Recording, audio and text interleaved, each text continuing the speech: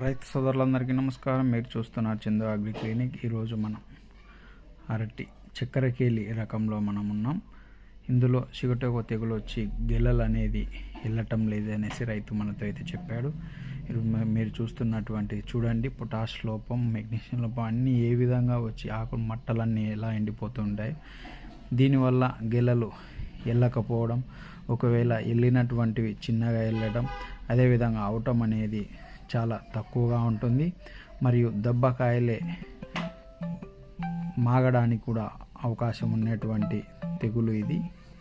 కాబట్టి రైతులు కాస్త త్వరగా వీటి యొక్క నివారణ తగ్గించుకోవడానికి పాటుపడితే చాలా మంచి లాభదాయకమైన దిగుబడి అయితే తీసుకోవచ్చు.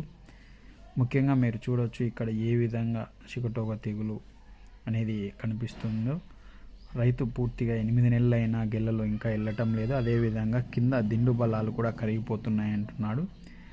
మనం వీటి యొక్క నివారణకు మొదటగా స్ప్రేయింగ్లో అజాక్సిస్ట్రోబిన్, టుబుకోనోజిల్ మరియు ప్లాంటోమైసిన్ యాంటీబయాటిక్ విత్ గమ్ము వేసుకొని స్ప్రే చేసుకున్నట్లయితే చిగుటోక తెగులను అక్కడితో ఆపుకోవచ్చు. అదేవిధంగా కరిగినటువంటి దిండ్లలో మట్టబలం మళ్ళీ పెరగాలంటే సృష్టి యొక్క కంపెనీలో ఫ్రూటెక్స్, మెగ్నీషియం, సల్ఫర్, పొటాష్ అనేటువంటి వాటర్ సాల్యుబుల్ను డ్రిప్లో వదిలినట్లయితే మట్ట తెగులు కూడా అక్కడితో నిలబడిపోతుంది. మట్టలలో మళ్ళీ నీరు పోసుకోవడం అయితే జరుగుతుంది. గెలల ఎల్లకం కూడా చాలా మంచిగా ఉంటాయి.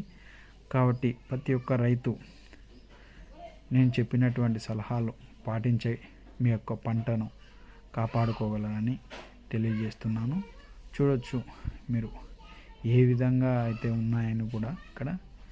మీకు ఇంకా ఏదైనా సందేహాలు ఉన్నట్లయితే స్క్రీన్ మీద ఉన్నటువంటి నెంబరుకు కాల్ చేసి వివరాలు తెలుసుకుంటారని తెలియజేస్తున్నాను.